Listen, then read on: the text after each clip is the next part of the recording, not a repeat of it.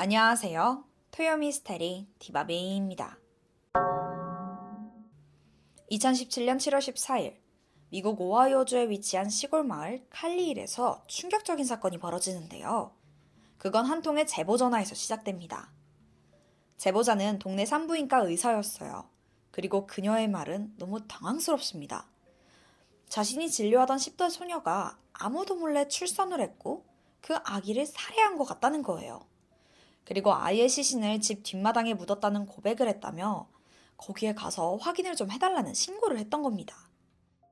경찰은 곧장 의사가 말한 10대 소녀 집으로 향했고 집수색을 진행했어요. 그리고 얼마 뒤 실제로 신생아의 백골 시신이 발견됩니다. 그 제보 내용이 사실이 맞았던 거예요. 시신은 이미 완전히 부패된 상태였어요. 그러다 보니까 육안으론 정확한 사인을 알아낼 수 없었죠. 그렇게 부검을 진행한 결과 아이를 태우려고 했던 흔적이 발견됩니다. 뼈에 그을음이 남아있었던 거예요. 하지만 이미 백골 상태라고 했잖아요. 끝내 정확한 사인을 알아내지 못했습니다. 뼈가 부러졌다거나 하는 외상이 남아있진 않았었거든요. 하지만 경찰은 아기가 살해됐을 거라고 확신했고 곧장 아이의 엄마를 체포하게 됩니다. 그러면 피고인이자 죽은 아기의 엄마는 대체 누구였을까요? 그녀는 당시 18살이던 브룩 스카일러 리처드슨입니다. 고등학교 치어리더 팀으로 활동할 만큼 에너지가 넘치는 학생이었죠. 하지만 그런 스카일러에겐 남모를 아픔이 하나 있었는데요. 아주 어린 나이인 12살 때부터 식이장애를 앓고 있었다고 해요. 어느 날부터 외모에 집착하기 시작하면서 심각한 컴플렉스를 가지게 됐다고 해요. 학교에 가면 예쁜 애들이 널렸는데 자기만 키도 작고 못생긴 것 같았거든요.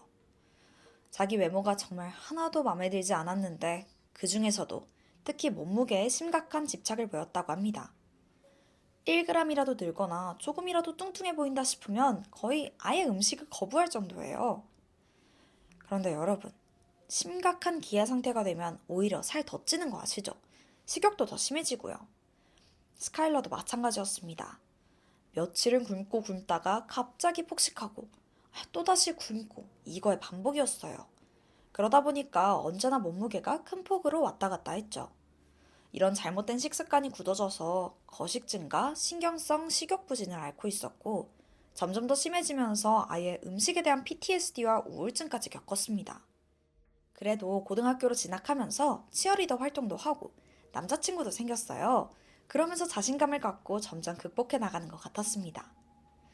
하지만 그때 그녀에게 청천벽력 같은 일이 벌어지는데요. 사실 여성들은 이제 섭식장애를 앓거나 심각한 저체중이면 산부인과적 문제가 많이 생기거든요. 그래서 스카일라도 산부인과에 주기적으로 방문했었다고 해요. 그리고 정기검진을 받던 2017년 4월 26일이었습니다. 이날 진료 중에 아주 충격적인 사실을 듣게 되는데요. 아니, 지금 자기가 임신 중이라는 거예요. 심지어 8개월이래요. 아니, 잠깐만요. 근데 8개월이요? 그 정도면 사실 배도 많이 불렀을 거고, 무엇보다 본인이 모른다는 게 사실 말이 안 되잖아요.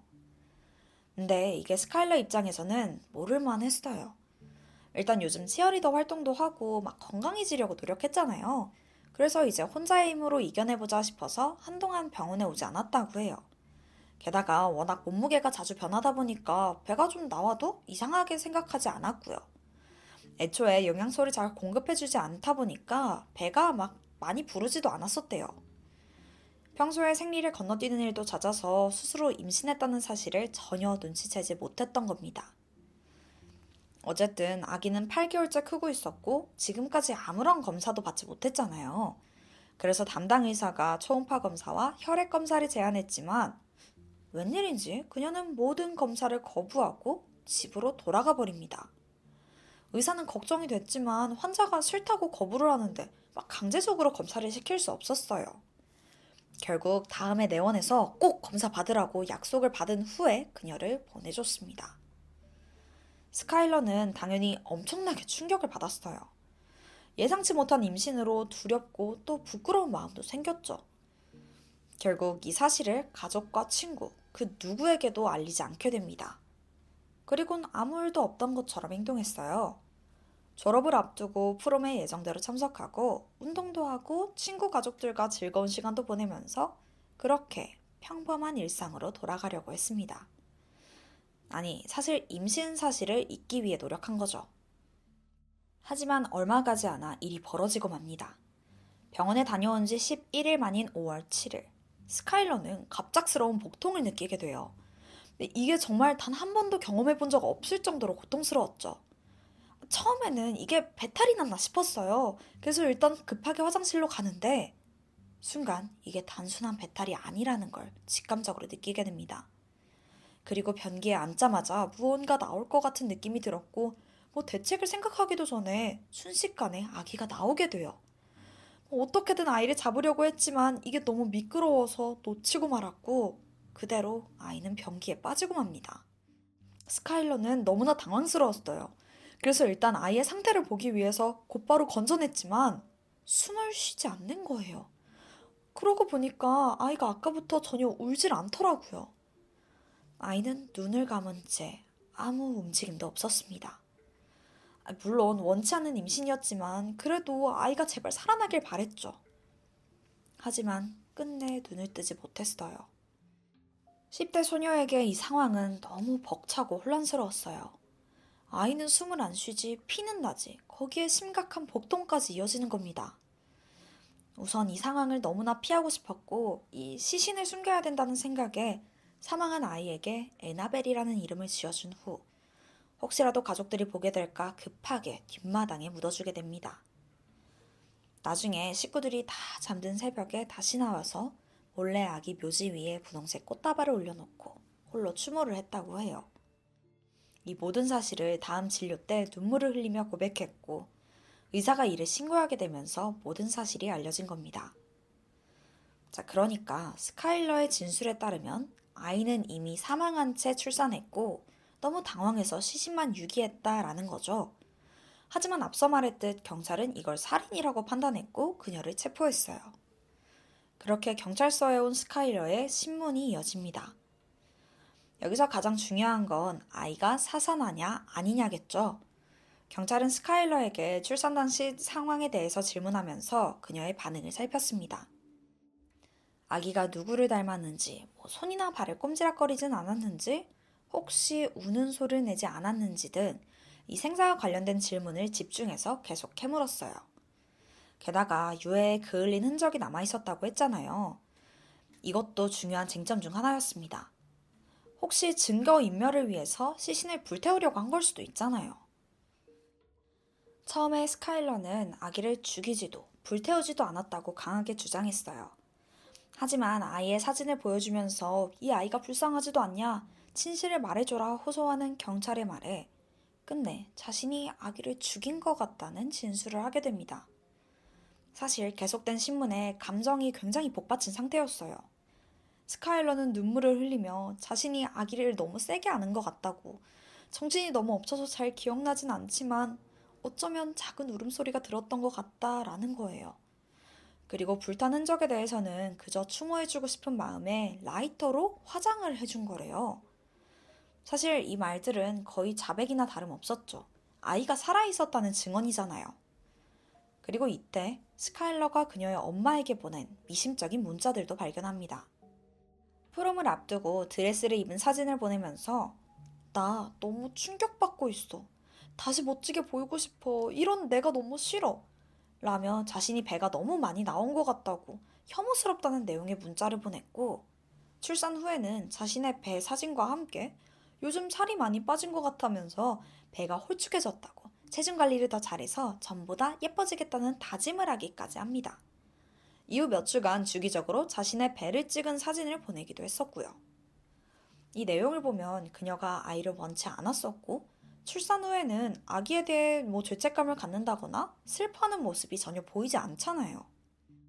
이 모든 자백과 정황을 근거로 검찰은 스카일러를 가중살인, 비자발적 과실치사, 사체 훼손, 증거인멸 및 아동방임 혐의로 기소했어요.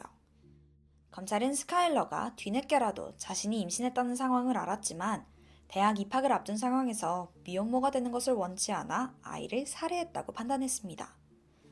그 증거로 신문 과정을 녹화한 영상에서 그녀가 아기를 정말로 원치 않았다. 겁이 나서 병원에 전화를 피했다라고 진술했다며 자신의 삶을 위해 아기를 없앨 방법을 계획하고 또 출산 후에 고의로 살해했다고 주장했습니다.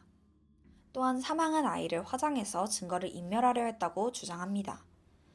임신을 진단하고 상담했던 의사는 스카일러가 자신의 임신 사실을 알고 무척 당황해하면서 대학에 가야 해서 아기를 낳고 싶지 않다는 말을 한 사실을 증언했고, 이어 유해를 확인한 부검인은 아이의 뼈에 그을리고 불타는 적이 있었다며 아기가 살인적인 폭력의 희생자였다고 강하게 주장했죠. 이 모든 증거와 증언은 스카일러를 끔찍한 살인범이라고 가리키고 있었습니다. 사실 모두들 스카일러가 자신의 범행을 금방 인정할 거라고 생각했어요. 누가 봐도 살인이 명확하다고 생각했으니까요. 하지만 그녀는 자신의 혐의를 전면 부인합니다. 그리고 검찰의 주장에 하나하나 반박하기 시작했는데요. 그녀의 변호인의 의견은 이래요. 스카일러는 오랜 기간 섭식장애를 앓아왔고 평소 급격한 체중 변화를 반복해왔기 때문에 산부인과 진료 전까지는 자신의 임신 사실을 알지 못했을 가능성이 높다는 겁니다. 그래요. 아이를 가졌다는 건 모를 수 있었다고 쳐요. 하지만 스카일러가 실제로 아이를 살해한 거라면 어찌됐든 이건 살인이잖아요. 게다가 아이가 살아있었다는 거의 자백과 다름없는 말을 하기도 했었고요. 자, 여기에 대해서는 그녀가 신문 과정에서 경찰의 압박으로 거짓 증언을 하게 됐다는 거예요. 사실 스카일러는 식이장애와 우울증까지 앓고 있었잖아요. 그러다 보니까 정신적으로 온전한 상태가 아니었고요. 그런 상황에서 보호자와 부모님조차 없이 강압적인 환경에서 신문을 받다 보니까 사실과 다른 진술을 이야기한 것 뿐이라는 거예요. 실제로 스카일러의 정신적 요인들을 분석한 결과 그녀의 정신적 성숙도는 12세에 머물러 있었고 의존성 성격장애도 있어서 더더욱 그녀의 증언이 신빙성이 떨어지는 거라고 주장합니다. 의존성 성격장애는 스스로 독립적인 생활을 하지 못하고 다른 사람들에게 과하게 의지하거나 또 보호받으려고 하는 성격이에요. 그러다 보니까 상대방이 누구든 간에 의지하려고 하고 그들이 원하는 대답을 하려고 하는 경우가 잦다고 합니다. 자신의 생각을 말하는 게 아니라 또 권위가 있는 사람들을 따르게 되는 거죠. 변호인은 자백을 받아내기 위해서 경찰이 자신들 생각과 맞지 않는 진실들은 모두 무시해버리면서 스카일러에게 본인들이 믿는 사실을 세뇌시킨 게 아니냐며 강하게 주장합니다. 알고 보니까 경찰의 신문 과정에서 스카일러는 무려 17번이나 시신을 불태우지 않았다고 부인했지만 계속된 압박 질문으로 인해서 어쩔 수 없이 인정하게 됐다는 거예요. 그러면 스카일러의 자백이 효력이 없어지는 거잖아요. 이 문제는 배심원들이 경찰 수사와 검찰의 주장 자체를 불신하는 계기가 됐어요. 그런데 이게 끝이 아닙니다. 사건의 가장 중요한 핵심이자 논란거리였던 스카일러가 아이의 시신을 불태웠냐 안 불태웠냐 하는 문제가 남아있죠. 사실 여기에 대해서 변호인은 라이터를 가지고 아이를 불태운다는 것 자체가 불가능한 일이라고 반박했어요. 라이터를 가지고 아이를 불태웠다고 한들 그 뼈까지 그을림이 남았다는 건 그건 말이 안 된다는 거죠. 그리고 이때 충격적인 사실이 또 밝혀지는데요. 알고 보니까 애초에 아이 시신에 불타는 적이 전혀 없었더라고요. 이걸 증명하기 위해서 변호인 측에서 또 다른 법의학자에게 부검을 의뢰했고 그 결과 아이가 불탔다는 흔적이 전혀 나오지 않았다는 증언을 받아냅니다. 시신이 땅에 묻혀서 부패하는 과정에서 뼈의 형태에 변형이 오고 또 변색이 됐는데 이를 오인한 것 같다는 거죠. 심지어 시신에 그을림이 있었다는 소견을 냈던 그 첫 번째 부검이가 자신의 의견을 철회하면서 여론은 완전 스카일러 쪽으로 기울기 시작합니다. 치열한 법정 싸움은 계속돼요. 스카일러도 검찰도 점점 지쳐가고 있었죠. 그러던 2019년 7월 검찰이 그녀에게 가중살인 혐의를 취하해 줄 테니 나머지 혐의를 인정하라고 플리바게인을 제시하게 됩니다. 그러니까 형량 제한을 한 거죠. 아무래도 결정적인 증거가 없다 보니까 그녀의 인정이 필요한 상황이었어요. 사실 검찰이 기소한 혐의가 모두 유죄로 인정될 경우에 종신형이 내려질 가능성이 높았거든요. 하지만 가중살인 혐의가 빠지면 15년 정도의 형이 나올 수 있었어요. 가족들은 고민에 빠졌죠. 재판이 생각보다 길게 이어지기도 했고 인정을 하게 된다면 비교적 짧은 형을 받을 수 있으니까요. 그러나 스카일러는 단호했습니다. 내가 하지도 않은 일을 인정할 수 없다며 끝내 검찰의 제안을 거부하게 돼요. 이제 최종 진술만이 남았습니다. 여기서 변호인은 스카일러가 아기에게 해를 가하려고 했던 것이 아니라 신고하지 않고 뒷뜰마당에 묻어버린 그냥 잘못된 판단을 한 것뿐이라며 어린 소녀가 정상적이지 못한 심리 상태에서 저지른 실수라고 선처를 구했습니다. 스카일러 또한 자신의 잘못을 반성하는 모습을 보였는데요. 죽은 아기를 출산했을 때 바로 신고했어야 하는데 겁이 나서 그러지 못했다며 자신이 저지른 이기적인 행동으로 많은 사람들에게 상처를 주고 실망시켰다는 사실에 죄송하다고 사과를 하게 돼요. 끝내 검찰 측은 재판 과정에서 스카일러가 아기를 죽였다는 객관적인 증거를 제시하지 못했고 주요 증거로 제시했던 자백조차 강압에 의한 허위 자백으로 인식되자 그들의 주장은 모두 힘을 잃게 됩니다. 논란 끝에 심리가 끝나고 배심원들은 스카일러가 사생아가 아닌 신생아를 낳았다는 증거가 부족하다며 살인 및 비자발적 과실치사, 아동 방치 혐의에 대해서는 무죄를 판결했고 아기 사체를 무단으로 매장한 사체 학대 혐의에 대해서만 유죄를 인정하게 돼요. 이에 대해선 판사와 배심원의 의견이 갈렸는데요. 당시 담당 판사는 배심원이 살인 혐의에 대해서 무죄를 결정했기 때문에 그에 대해선 형을 내릴 수 없지만 스카일러가 인간 생명에 대한 끔찍한 경시를 보여주었고 다른 결정을 내렸다면 아기는 살아있을 것이라며 그녀가 아이를 죽음으로 내몰았다는 것에 대해서는 믿는다는 심정을 밝혔습니다. 2019년 9월 12일 스카일러는 아기 시신 학대에 대한 혐의로 3년의 보호관찰령을 선고받게 됩니다. 재판 이후 스카일러는 어떻게 지냈을까요? 사실 그녀는 꽤 평범한 삶을 살았는데요. 대학에 진학을 했고 자신의 변호를 맡았던 법률사무소에서 파트타임으로 일을 하면서 정신적 치료와 재활에 집중했다고 합니다. 그렇게 정상적인 삶으로 돌아가려고 노력했다고 해요. 그리고 선고를 받은 지 10개월 만인 2020년 7월, 그녀의 보호관찰은 종료됐습니다. 과연 스카일러는 자신의 아기를 죽인 무정한 엄마였을까요? 아니면 어린 마음에 잘못된 선택을 저지른 것뿐이었을까요? 진실은 그녀만이 알겠죠. 하지만 스카일러가 잘못된 선택을 했다는 점은 틀림없는 것 같아요. 만약 처음 임신 사실을 알았을 때 한 번이라도 검사를 받았다면 에나벨은 살아있지 않았을까 싶어요. 하늘에선 그녀가 평안하길 바랍니다. 지금까지 토요 미스터리 디바메이였습니다. 안녕하세요. 토요 미스터리 디바메이입니다. 혹시 영화 테이큰 보셨나요? 저 그 시리즈 진짜 재밌게 봤거든요. 딸을 찾으려고 진짜 범인 끝까지 추적하고 결국에는 딸 구하기도 하잖아요. 사실 그 아버지의 마음이라는 게 다 그런 것 같아요. 오늘 사건은 딸을 위해서 한평생을 바친 한 아버지에 대한 스토리입니다. 그럼 지금 바로 시작해볼게요. 평화롭던 초여름, 미국 캔자스주 리우드 지역에 한 야외 동네 수영장이 있는데 거기에서 안전요원으로 아르바이트를 하던 19살 알리 캠프가 사라지는 일이 발생해.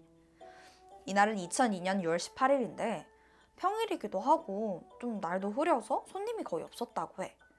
알리의 남동생도 같은 수영장에서 일했었거든. 그래서 5시에 누나랑 교대 시간이라서 가봤는데 핸드폰이랑 지갑만 있고 누나 알리가 없는 거야. 엥? 어디 갔지? 누나 어딨어? 처음엔 장난치는 줄 알고 수영장 이곳저곳 막 돌아다니면서 찾아보는데 아무리 봐도 누나가 없는 거야. 근데 왠지 모를 불안한 느낌이 들어서 바로 아빠한테 연락하게 돼. 알리의 아버지 로저는 걱정스러운 마음에 급하게 수영장으로 달려왔어. 그렇게 다 같이 둘러보면서 알리를 찾기 시작해. 혹시 사고가 났나 싶어서 제일 깊은 풀도 찾아보고 화장실도 가보고 진짜 싹 둘러보는데 도무지 발견되질 않는 거야. 그때 수영장 옆에 있는 펌프실이 눈에 띄었어. 뭔가 불길한 마음이 들었지만 애써 누르면서 거길 열어보는데 그 안은 고요하더라고. 뭐야. 그럼 그렇지 하고 나가려는 순간 바닥에 널브러진 방수포 밑에 뭔가 튀어나온 걸 발견하게 돼. 로저는 떨리는 손으로 천천히 방수포를 들어 올렸고 그 자리에서 주저앉고 말아. 그곳에 사랑하는 딸 알리가 수영복 상의가 벗겨진 채 엎드려 쓰러져 있었지. 로저는 급하게 신고를 했어. 그녀는 심하게 폭행을 당한 듯 얼굴과 온몸에 피멍이 들어있더라고. 바로 구급차가 도착했고 곧바로 병원으로 옮겨졌지만 결국 사망하고 말아. 알리는 자상한 부모님과 2명의 남동생 사이에서 아주 밝고 성실하게 자랐다고 해. 고등학교 때 공부도 잘했고 졸업하고 대학교 가서도 성적 좋았었고 나중에 커서 도움이 필요한 아이들을 돌보고 그렇게 사는 게 꿈일 정도로 정말 따뜻하고 친절한 학생이었어. 그러니까 아빠가 딸 바보가 되겠어 안 되겠어. 아빠 로저는 알리를 엄청 아끼고 또 사랑했었대. 그런 딸의 죽음을 바로 눈앞에서 목격하게 된 거야. 자, 이제 수사가 시작돼. 현장을 보니까 알리의 샌들이 막 던져져 있었고 펌프실 이곳저곳에 피가 튀어 있었어. 그리고 그녀의 손톱은 아예 날아가 있기까지 하더라고. 이걸로 미뤄봤을 때 알리는 격렬하게 범인한테 저항했던 걸로 추측됐지. 경찰은 처음에 알리의 고등학교 때부터 사귄 남자친구 필 하울을 의심했어. 하지만 그의 알리바이가 너무나 분명했고 수사선장에서 제외되게 돼. 사실 그 필도 같은 수영장에서 관리자로 일하고 있었거든. 사건 당일 그는 오전 근무였고 알리랑 12시에 교대를 했어. 필은 종종 여자친구가 퇴근할 때까지 기다렸다가 같이 가곤 했었는데 하필 이날은 바로 퇴근해서 알리 혼자 근무하고 있던 거야. 그때 필은 알리가 수영장 잔디관리 직원이 기분 나쁘다고 했던 걸 생각하게 돼. 자기를 계속 이렇게 힐끔힐끔 쳐다보고 뭐라고 계속 말을 걸려고 해서 혼자 있을 때 너무 무섭다고 한 거야. 그래서 이번에는 그 의심쩍은 잔디 관리원을 불러서 조사를 해보는데 자기는 그냥 알리를 몇 번 쳐다본 거고 범죄는 저지르지 않았다라고 부인하더라고. 그러면서 오히려 사건 전날 수상한 남자를 봤다고 하는 거야. 한 남자가 수영장 옆 수풀에서 캠코더를 들고 뭘 자꾸 이렇게 찍다가 금방 사라지더래.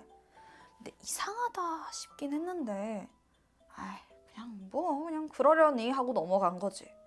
근데 사건 당일 전날 봤던 그 이상한 남자가 밤색 픽업 트럭을 몰고 나가는 걸 봤다고 하더라고. 근데 수상한 사람을 봤다고 하는 목격담은 더 있었어. 알리의 친구 로렌이 3시쯤에 수영장에 놀러 왔었대. 그리고 친구 부르려고 주차장에서 이렇게 빵빵 하고 자동차 경적을 울린 거지. 그런데 한참을 기다려도 알리가 나오지를 않는 거야. 원래 같으면 진작 막 웃으면서 나왔어야 됐거든. 근데 얼마나 지났을까? 펌프실 쪽에서 한 남자가 쓱 나오더니 손을 흔들더라고. 근데 이 남자가 좀 이상해 보였어. 자기한테 올 것 같은 거야. 그 무서워진 로렐은 결국 수영장을 떠나게 돼. 경찰은 그녀가 본 그 남자가 범인이라고 확신했어. 그렇게 로렌이 본 모습을 토대로 몽타주를 작성했는데 범인은 짧은 갈색 머리였고 단단해 보이는 체격에 젊은 백인 남성이었다고 해. 그 사이에 알리의 사망 원인이 나오는데 그건 목졸림에 의한 질식사였지. 온몸에 피멍이 들어있고 또 그녀의 목 주변은 발로 밟은 듯 쇄골에 발자국까지 발견돼. 근데 수영복이 허리까지 내려져 있었다고 했잖아. 그리고 남성의 DNA 일부가 알리의 몸속에서 발견되기도 했거든. 근데 성폭행의 흔적은 발견되지 않았어. 경찰은 일단 발견한 DNA를 범죄자 데이터베이스에 검색해봤지만 일치하는 사람은 없더라고. 알리의 남자친구, 또 잔디관리 직원, 그리고 주변에 있는 남성들 DNA를 다 비교해봤는데 누구랑도 일치하지 않는 거야. 이렇게 사건의 진척이 없으니까 알리의 아버지 로저는 너무 답답했어. 딸을 죽인 범인을 단 한순간도 잊어본 적이 없었거든. 그래서 사랑하는 딸의 목숨을 앗아간 그 범인을 꼭 잡겠다는 목표로 범죄자 검거 프로그램에 연락해서 딸의 사건을 달아달라고 요청하기도 하고 자기 돈으로 현상금 25,000달러를 걸기도 해. 그럼 그를 돕기 위해서 시에서도 25,000달러를 추가로 지원해줬고 총 5만 달러의 현상금이 걸리기도 했지. 노력은 계속돼. 고속도로에 있는 광고판에 범인의 몽타주와 현상금을 광고로 걸기도 하는데 그 광고회사 사장이 로저의 절박한 상황을 듣고 사건 광고를 무료로 게시해 준 거야. 이 광고 덕에 수많은 제보를 받을 수 있었었고 이건 여담인데 이 이후로 이렇게 광고판에 수배 광고를 올리는 방법은 나중에 다른 사건들에게도 많은 도움을 주기도 했어. 뭐 어쨌든 광고를 보고 연락 많이 왔다고 했었잖아. 그런데 한 제보가 아주 솔깃하더라고. 이게 테디 후보라는 사람에 대한 신고인데 테디가 일단 몽타주랑 엄청 닮았었고 수영장 근처에 살면서 밤새 픽업 트럭을 몰고 다녔었대. 경찰이 조사해보니까 그는 수영장 외주시설 정비 직원이었어. 이거 뭐가 연관이 있는 것 같지? 이 제보가 신빙성이 있다고 판단했고 바로 테디를 찾아가서 상황 설명하고 DNA 샘플을 채취하려고 했어. 그러니까 이거 동의해달라고 좀 요청했는데 그의 반응이 좀 당황스러워. 막 허둥지둥하면서 그 샘플 제공을 거부하더니 변호사한테 먼저 연락을 해보겠다 이러는 거야. 이거 완전 수상하지? 다음날 테디가 변호사랑 같이 왔는데 DNA 샘플 제공 안 한 이유에 대해서 뭐라고 했는 줄 알아? 그러니까 자기 DNA가 범죄자 데이터베이스에 올라갈까봐 걱정이 돼서 그랬대. 아니 근데 자기가 범인이 아니면은 그냥 대조용 샘플 제공하는 건데 이 반응이 좀 과하지 않아? 아니 얘가 뭐가 좀 찔리는 게 있는 것 같아. 경찰은 기소되지 않은 용의자의 DNA 자료는 그 데이터베이스에 올라가지 않는다. 그냥 범인 DNA랑 비교만 해보면 된다. 이러면서 테디를 좀 막 이렇게 구슬렸지. 그랬더니 그럼 자기가 좀 고민을 해보겠다라고 가더니 그새 도망간 거야. 아예 자취를 감춰버려. 이때 경찰이 확신을 했지. 아, 얘가 범인이구나. 그래서 바로 지명수배 내리고 쫓기 시작해. 그렇게 몇 개월이 지났을까? 2004년 9월 테디의 행방이 오리무중이던 그 가운데 경찰서에 그의 여자친구에 대한 제보가 들어왔어. 그녀의 우편물 주소지가 코네티컷주로 바뀌었다는 거야. 사실 테디랑 같이 그 여자친구도 행방이 묘연해졌었거든. 그래서 둘이 같이 도망갔구나 싶어서 그 주소지에 함께 사는지 확인을 해봤다? 근데 그 여자친구가 테디가 아니라 벤자민 애플비라는 남성이랑 같이 살고 있더라고. 그리고 그가 과거에 공연 음란죄로 지명수배를 받고 도주했다는 사실을 알게 돼. 근데 충격적인 사실이 여기서 밝혀져. 벤자민 사진을 확인해봤는데 아니 테디랑 똑같이 생긴 거야. 뭔 상황이야? 둘이 쌍둥이야? 사실 둘이 동일 인물이었던 거야. 벤자민은 1997년 공연 음란죄로 지명수배가 되니까 이걸로 잡히기 싫은 거야. 그래서 캔자스주로 와서 테디 후버라는 가명으로 살아왔던 거지. 근데 알리 사건의 용의자가 되니까 원래 살던 동네로 돌아와서 다시 이름을 바꾸고 본명으로 살았던 거고. 살인죄에 비하면 공연 음란죄는 뭐 약하다고 생각했던 거지. 경찰들은 그 여친 집 주소로 가서 그를 체포하게 돼. 연행된 벤자민, 테디는 더 이상 빠져나갈 곳이 없다고 생각했는지 자기가 알리를 죽인 범인이라고 바로 자백했어. 자, 범인의 진술에 따라서 사건을 정리해보자면 테디는 사건이 있던 날 평소처럼 수영장에서 일을 하고 있는데 알리를 보고 첫눈에 반한 거야. 그래서 좀 어떻게 좀 해보려고 막 이렇게 말을 걸었는데 당연히 알리는 관심이 없었지. 근데 테디가 자꾸 따라오는 거. 무섭잖아. 그래서 자리를 피해. 펌프실로 도망치듯이 들어갔는데 아니 테디가 펌프실까지 따라오더니 문 닫고 잠가버려. 무섭잖아. 그래서 겁에 질린 알리가 거기서 나오려고 했는데 문을 막고는 그녀를 강제로 추행하기까지 해. 알리가 막 때리면서 끝까지 저항을 했는데 그 모습에 열이 받은 거지. 그래서 자기도 모르게 그녀를 때렸고 그런데도 분이 안 풀려서 목까지 졸랐대. 알리가 의식을 잃으니까 그녀의 수영복을 아래로 벗겼는데 이때 밖에서 자동차 경적 소리가 들려. 알리의 친구가 온 거야. 테디는 깜짝 놀라서 그냥 근처에 있던 방수포로 그녀를 대충 덮어놓고 펌프실을 빠져나오게 돼. 그렇게 나와서 보니까 주차장에서 한 소녀가 차 안에 앉아있는 걸 본 거야. 그걸 보고 자기도 모르게 이렇게 손을 흔든 거지. 로렌이 본 게 범인이 맞았던 거야. 결정적으로 그의 DNA는 사건 현장에서 나온 DNA랑 일치했어. 2005년 12월 재판이 열렸고 배시먼은 테디, 그 벤자민이라고 해야 되나? 뭐 어쨌든 그한테 1급 살인을 인정했고 재판부는 그에게 50년이 지나야 가석방 신청할 수 있는 종신형을 선고하게 돼. 사랑하는 딸을 잃고 자기의 모든 걸 바쳐서 범인을 쫓던 아버지 로저는 모든 재판을 지켜봤어. 판결이 나온 후에 다른 어떤 소녀에게도 다른 어떤 가족에게도 이런 불행한 일은 더 이상 발생하면 안 된다고 생각합니다. 라고 소감을 밝히기도 했어.